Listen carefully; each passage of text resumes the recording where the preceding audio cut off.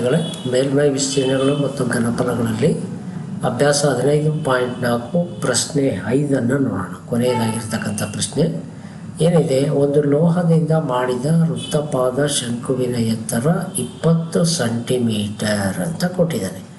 ಇದು ಒಂದು ಲೋಹದಿಂದ ಮಾಡಿರ್ತಕ್ಕಂಥ ಶಂಕು ಇದೆ. ಇದರ ಎತ್ತರ ಇರ್ತಕ್ಕಂಥದ್ದು 20 ಸೆಂಟಿಮೀಟರ್ ಇರ್ತಕ್ಕಂಥದ್ದು. 20 ಸೆಂಟಿಮೀಟರ್ ಈ ಎತ್ತರವನ್ನು ಕೊಟ್ಟಿದ್ದಾನೆ. ಹಾಗೆಯೇ ಮತ್ತು ಶೃಂಗ ಕೋನವು 60 ಡಿಗ್ರಿ. ಈ ಕೋನದ ಅಳತೆಯನ್ನು ಕೊಟ್ಟಿದ್ದಾನೆ. ಇದು ಇಷ್ಟಕ್ಕಂಥದ್ದು ಎಷ್ಟು ಡಿಗ್ರಿ ಇರತಕ್ಕಂಥದ್ದು? 60 ಡಿಗ್ರಿ ಇದೆ.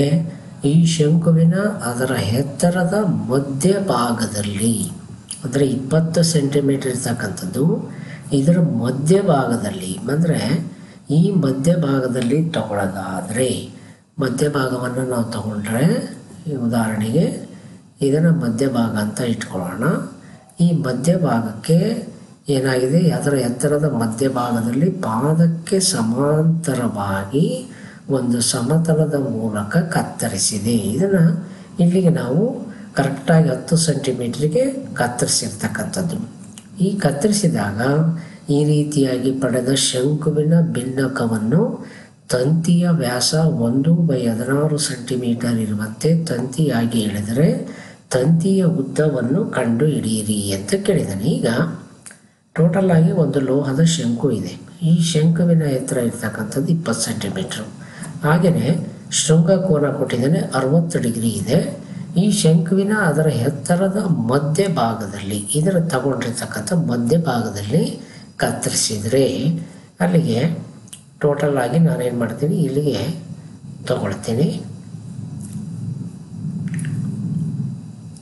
ಈ ಮಧ್ಯಭಾಗಕ್ಕೆ ಕತ್ತರಿಸಿದ್ದೇ ಆದರೆ ಇಲ್ಲಿಗೆ ತಗೊಂಡಿರ್ತಕ್ಕಂಥದ್ದು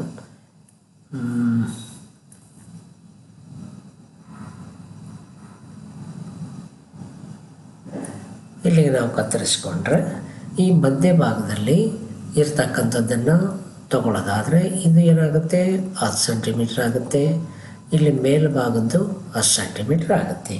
ಹಾಗೆಯೇ ಇಲ್ಲಿ ಕತ್ತರಿಸಿದಾಗ ನಮಗೇನಾಗುತ್ತೆ, ಮೇಲ್ಗಡೆ ಒಂದು ಶಂಕು ಸಿಗುತ್ತೆ, ಕೆಳಗಡೆ ಭಾಗ, ಮೇಲ್ಗಡೆದೊಂದು ಶಂಕು, ಕೆಳಗಡೆ ಭಾಗ ಭಿನ್ನಕದ ರೂಪದಲ್ಲಿ ಸಿಗುತ್ತೆ.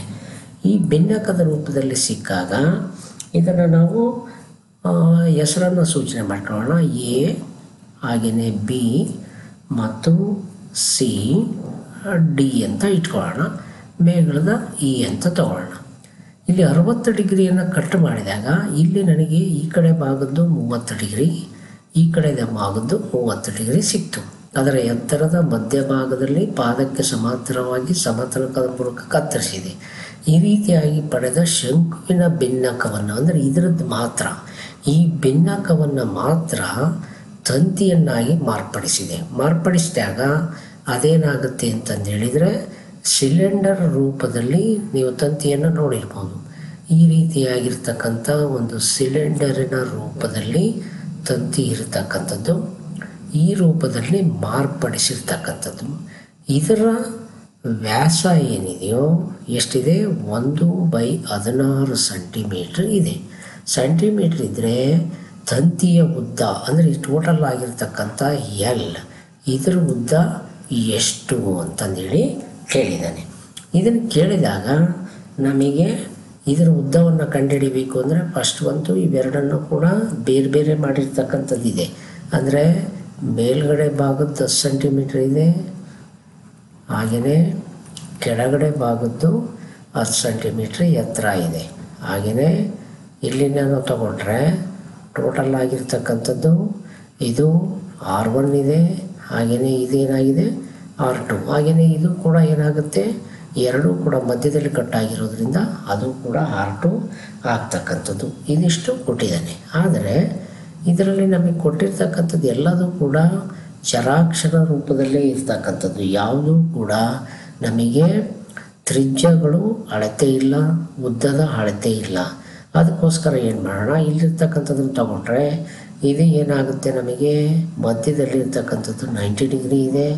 ಇಲ್ಲಿ ನಮಗೆ 60 ಡಿಗ್ರಿಯನ್ನು 2 ಭಾಗ ಮಾಡಿದರೆ 30 ಡಿಗ್ರಿ ಸಿಗುತ್ತೆ. ಹಾಗಿದ್ಮೇಲೆ ನಾವು ಫಸ್ಟ್ ಬಂತು ಇದರ ಅಳತೆಯನ್ನು ತಗೊಳ್ಳೋದು. ಆದರೆ ಯಾವುದು ಭಿನ್ನಕದ ಗಾತ್ರ ಅಂದರೆ ಯಾವುದೇ ಗಾತ್ರವನ್ನು ನಾವು ಬದಲಾಯಿಸಿದರೆ ಆ ಗಾತ್ರ ಮಾತ್ರ ಬದಲಾಗೋಣ. ಯಾಕೆ ಅಂತಂದು ಹೇಳಿದರೆ ನೀರನ್ನು ನಾವು ಲೋಟಗಳಿಂದ ಬೇರೆ ಗಾತ್ರಕ್ಕೆ ಅಥವಾ ನಾವು ದೊಡ್ಡದಾಗಿರ್ತಕ್ಕಂಥ ಪಾತ್ರೆಯಿಂದ ಸಣ್ಣದಾಗಿರ್ತಕ್ಕಂಥ ಲೋಟಕ್ಕಿರ್ಬೋದು ಅದರದಷ್ಟೇ ಇರತಕ್ಕಂಥ ಇನ್ನೊಂದು ಪಾತ್ರೆಗೆ ಸುರಿದಾಗ ಬೇರೆ ಆಕಾರ ಇದ್ದರೆ ನೀರು ಮಾತ್ರ ಗಾತ್ರ ಒಂದೇ ಇರುತ್ತೆ, ಅದರ ಸಾಮರ್ಥ್ಯ ಒಂದೇ ಇರುತ್ತೆ, ಆದರೆ ಅದರ ಆಕಾರ ಮಾತ್ರ ಬೇರೆ ಆಗುತ್ತೆ. ಆಗಿದ್ಮೇಲೆ ಭಿನ್ನಕದ ಗಾತ್ರ ಈಸ್ ಈಕ್ವಲ್ ಟು ನಮಗೆ ಸಿಲಿಂಡರಿನ ರೂಪದಲ್ಲಿರ್ತಕ್ಕಂಥ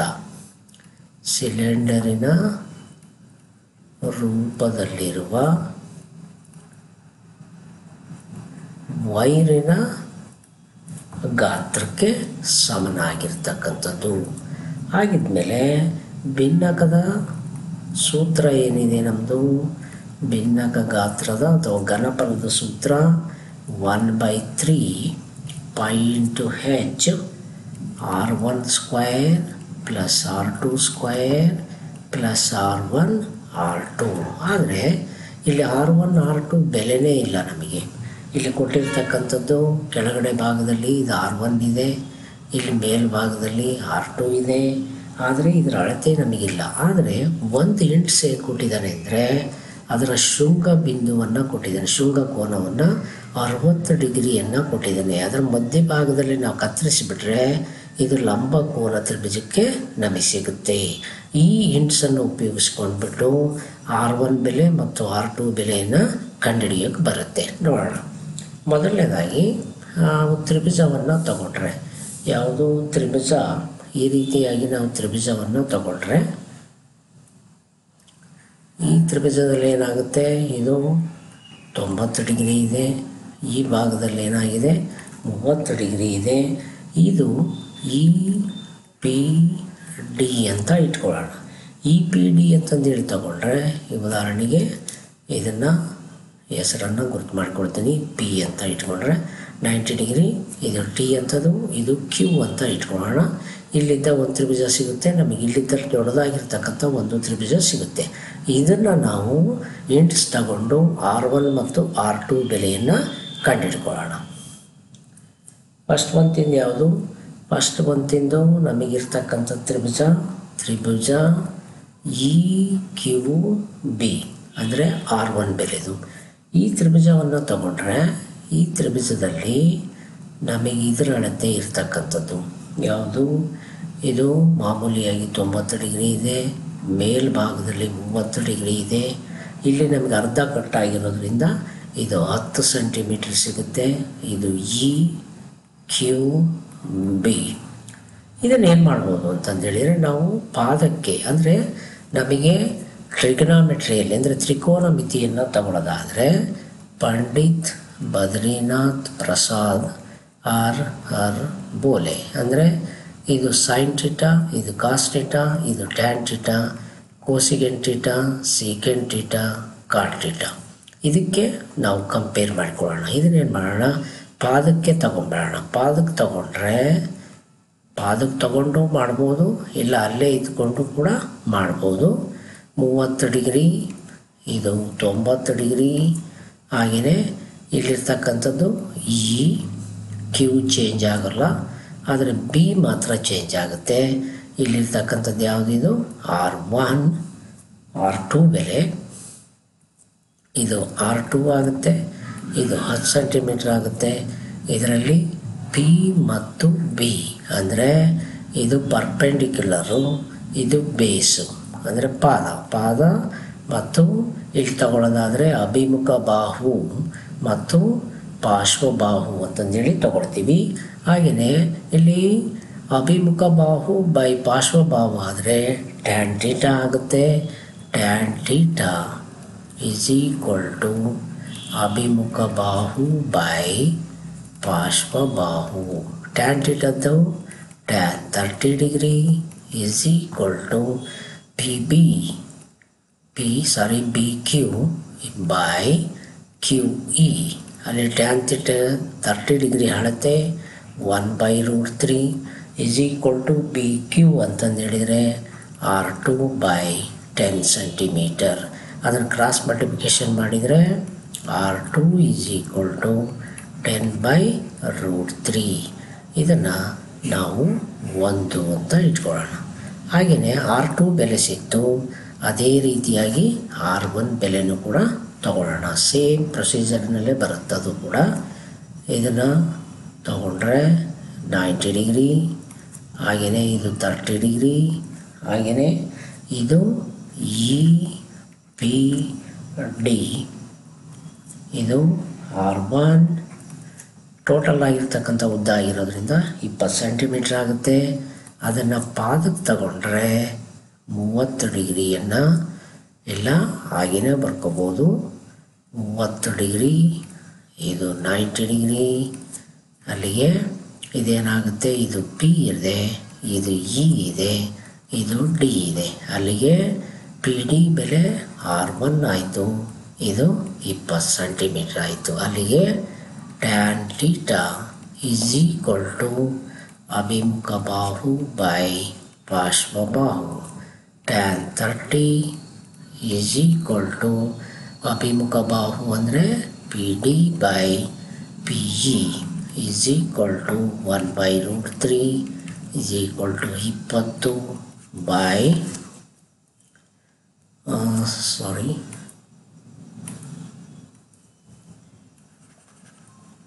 ಅಲ್ಲಿ ನಮಗೆ ಯಾವ್ದು ಬರುತ್ತೆ, ಮೇಲ್ಗಡೆ ಬರ್ತಕ್ಕಂಥದ್ದು R1 ಬೈ 20 ಸೆಂಟಿಮೀಟರ್. ಅಲ್ಲಿಗೆ ಕ್ರಾಸ್ ಮಲ್ಟಿಪ್ಲಿಕೇಶನ್ ಮಾಡಿದರೆ R1 is equal to 20/√3 centimetre. ಅಲ್ಲಿಗೆ ಇದನ್ನು 2 ಅಂತ ಇಟ್ಕೊಳ್ಳೋಣ. ಈ ನಮಗೆ R1 ಬೆಲೆ ಸಿಕ್ತು, R2 ಬೆಲೆ ಸಿಕ್ತು. ಆದಮೇಲೆ ನಾವು ಸೂತ್ರಕ್ಕೆ ಹಾಕ್ಕೋಬೋದು. ಏನು ಹಾಕ್ಬೋದು ಹಾಗಾದರೆ, ಭಿನ್ನಕದ ಗಾತ್ರ is equal to 1/3 π into H R1 square R2 square R1 into R2 1/3 π ಬೆಲೆ ಹಾಗೆ ಇಟ್ಕೊಳ್ಳೋಣ. H ಬೆಲೆ ಕೊಟ್ಟಿದ್ದಾನೆ, ಭಿನ್ನಕದ್ದಾಗಿರೋದ್ರಿಂದ into 10 R1 square 20/√3 whole square R2 10/√3 whole square 20/√3 into 10/√3. ಅಲ್ಲಿಗೆ 10π/3 ಹೋಲ್ ಸ್ಕ್ವಯರ್ ಅಂದರೆ 20ರದು 2 ಹಾಕು, 400/√3 ಇಂಟು √3 ಸ್ಕ್ವಯರ್ ರೂಟ್ ಕ್ಯಾನ್ಸಲ್ ಆದರೆ 3 ಬಂತು. 10 100/√3 ಸ್ಕ್ವಯರ್ ಕ್ಯಾನ್ಸಲ್ ಆದರೆ 3 ಆಯಿತು. Plus 20 into 10 200 √3 into √3 whole square ಆಗುತ್ತೆ. ಸ್ಕ್ವಯರ್ ರೂಟ್ ಕ್ಯಾನ್ಸಲ್ ಆದರೆ 3 ಆಗುತ್ತೆ. Is equal to 10π/3. ಅಲ್ಲಿಗೆ ಲಾಸವನ್ನು 3 ತಗೊಂಡ್ಬಿಡೋಣ. 400 ಪ್ಲಸ್ 100 ಪ್ಲಸ್ 200 ಅಲ್ಲಿಗೆ ಕೂಡಿದರೆ 10π3 ಇಂಟು 2 3 4 700/3 ಈಸ್ ಈಕ್ವಲ್ ಟು ಗುಣಿಸ್ಬಿಟ್ರೆ 7000/3 9 ಸೆಂಟಿಮೀಟರ್ ಕ್ಯೂಬ್. ಇದು ಭಿನ್ನಕದ ಗಾತ್ರ ಆಯಿತು. ಆದರೆ ನಮಗಿದಿಷ್ಟೇ ಬೇಕಿಲ್ಲ, ವೈರಿನ ಉದ್ದ ಬೇಕಿರೋದ್ರಿಂದ ಅದನ್ನು ತಗೊಳ್ಳೋಣ. ಏನು ಮಾಡೋಣ ಅಂತಂದೇಳಿದರೆ, ವೈರಿನ ಲೋಹದ